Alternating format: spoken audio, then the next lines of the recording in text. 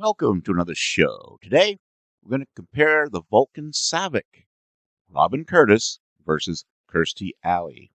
A comparative analysis of two iconic performances.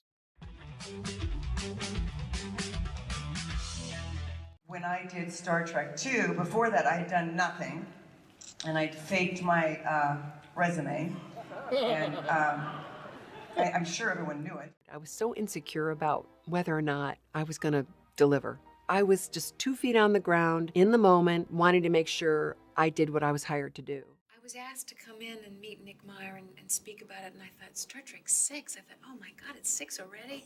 What are they going to do? I mean, is it going to be Saavik that they want me to audition for? In the Star Trek universe, the character of Saavik holds a unique place as a strong, intelligent Vulcan who serves as a bridge between the original series and its subsequent films. The character was portrayed by two different actresses in the Star Trek movie franchise, Kirstie Alley and Robin Curtis. Each brought her own interpretation and depth to Saavik, leaving fans divided over which portrayal they prefer. This document will explore and compare the performances of Kirstie Alley and Robin Curtis as Saavik, examining their acting styles, the nuances they brought to the role, and the impact they had on the Star Trek legacy. And since Kirstie Alley came first in Star Trek II: The Wrath of Khan, we'll start by talking about performance. On speakers. Imperative. This is the Kobayashi Maru. Can you Data on Kobayashi Maru. Room up 81, 300 passengers. Damn.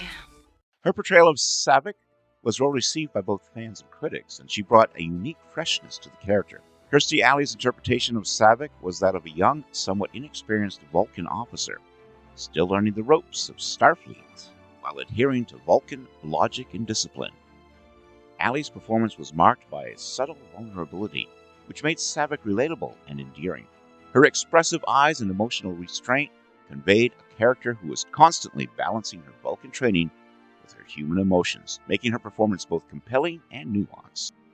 In The Wrath of Khan, Saavik is portrayed as a protege of Spock, learning from him and demonstrating the potential for growth and command.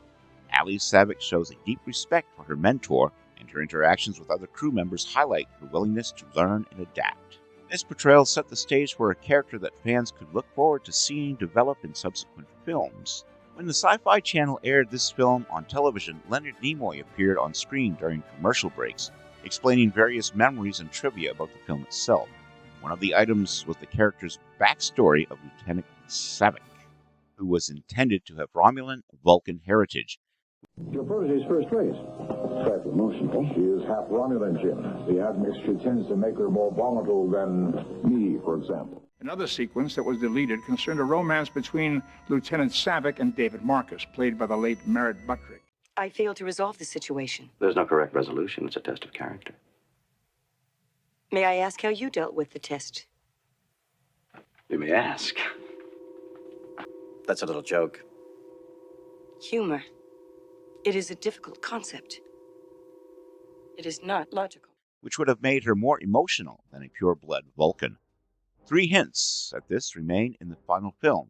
During the Kobayashi Maru simulation, she says to herself, "Damn." She gasps in shock when Scotty appears on the bridge with Midshipman Preston's injured body, as he is emotionally moved by Admiral Kirk's eulogy. Kirstie Alley was a huge fan of Star Trek as a child. Mr. Spock was her favorite character, and she would fantasize about being his daughter. When she auditioned for Saavik, she did an impression of Leonard Nimoy's portrayal of Spock, as she knew the character so well. Kim Cattrall was Nicholas Meyer's first choice for the role of Saavik and auditioned for the role, but eventually proved unavailable. In Star Trek VI: The Undiscovered Country, the 6th film of the series, Saavik was supposed to return as a major character, and Cattrall was signed on. However, Cattrall did not want to be the third actress to play the role of Saavik. And personally, I thank God that Kim Cattrall changed the character and became Lieutenant Valeris, because I don't really like it when different actors play the same character. I mean, in like the Kelvin timeline Star Treks, of course, they had to go with a new cast because the original cast is old and passing away. But as far as current movies go, I don't care for that. And we'll discuss that when we discuss Robin Curtis. So I came in and met with him, and he said, look, we don't want to call her Saavik. We want a new name. And we want a whole new relationship. We're going to go a step further, and you'll have a lot to do. And I thought, great, I have a place here. I can make this my own. So I renamed the character and came up with the name of Eris, from the goddess of strife, from Greek mythology. And then we put a Val in front. It became Valeris. According to Kirstie, she slept with her Vulcan ears on at home during production. The film's novelization expands on the relationship between Saavik and Peter Preston. She helps Preston with his studies, and the young Peter has a crush on her. When Preston dies, Saavik has a deep emotional reaction to his death, locking herself in a room and throwing a chair, and also crying.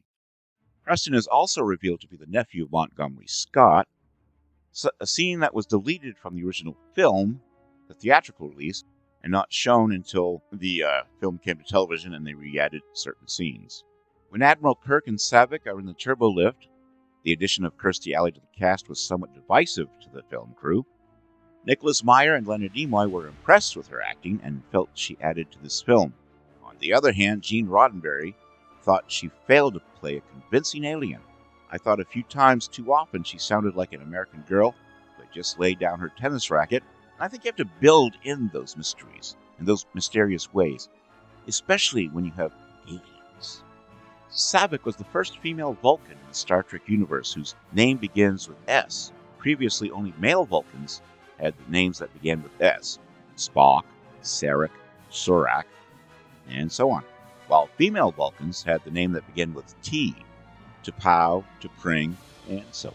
While the character Saavik appeared in few of the sequels, she proved relatively popular with creators and fans of Star Trek spin-offs. She has appeared in licensed comics, novels, and games. These appearances expand on her background, flesh out the character and her relationships, and have her marry Spock. I was always a little nervous around Leonard, and it worked somehow, you know? Like, not that he was gonna, like, beat on me or something, but he would look at me like, seriously, you hired? All right. Like that.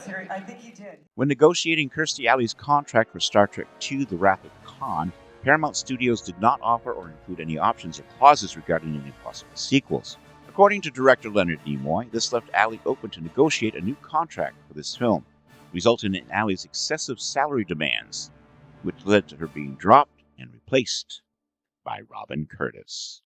It is called Ponfar. Ponfar.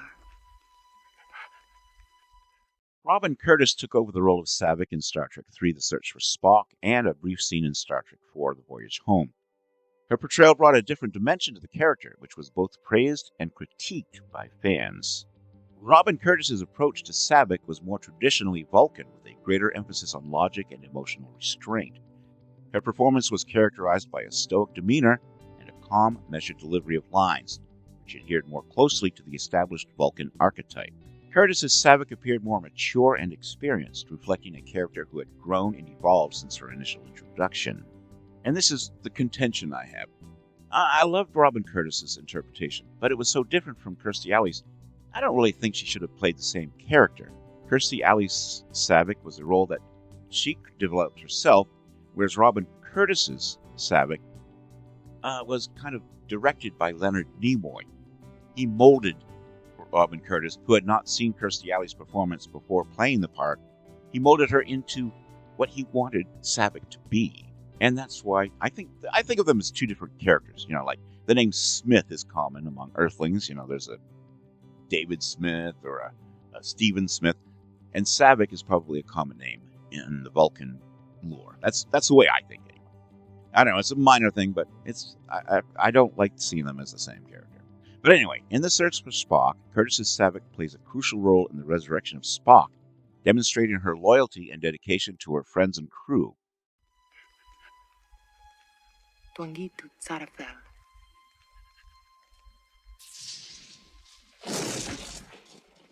Her interactions with other characters are more formal and reserved, showcasing her adherence to Vulcan principles.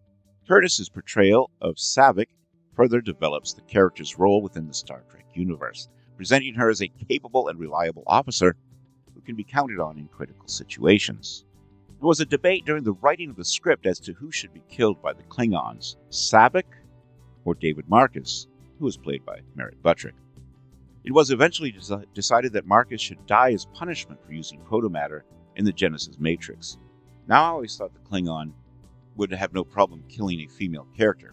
And in fact, if you watch the movie, the Klingon does actually go for Saavik, but David throws himself at the Klingon and winds up getting stabbed himself.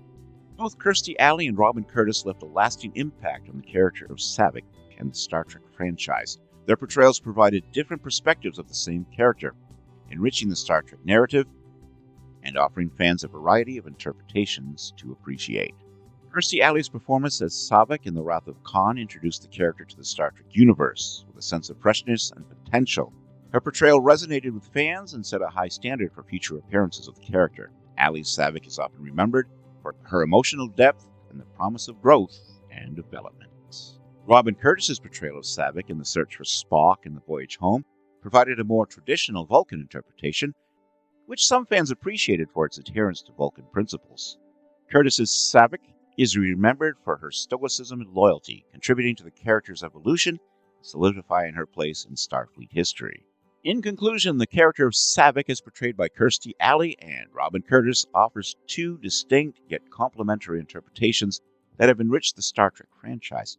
Kirstie Alley's fresh and relatable portrayal introduced Saavik with emotional depth and potential for growth, while Robin Curtis's traditional Vulcan approach provided a mature and stoic perspective.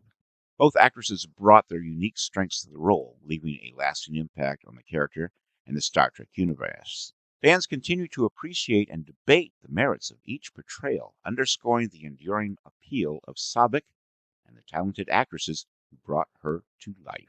Leonard Nimoy would say, Vulcans have 1,000 years of wisdom behind the eyes. Can I manage that? Can I convey that? And the idea that he asked me to work in a mirror and try not to use my face while I speak, that was something I practiced. And that was our show for today. What do you think? Did you prefer Kirstie Alley's Saavik over Robin Curtis's? Do you like both equally? Do you agree with me that the Saavik that Robin Curtis played is not the same character as the one Kirstie Alley played? Let me know all your thoughts in the comments section below. And while you're at it, I'd appreciate it if you subscribe to my channel, click the bell to stay informed, share this video, that will help me grow too, and also check out my Carl Vincent Vampire Hunter franchise, which is in the comments section. And until next time, this is Kevin Given saying, live long and prosper, may the force be with you, and keep reaching for the stars.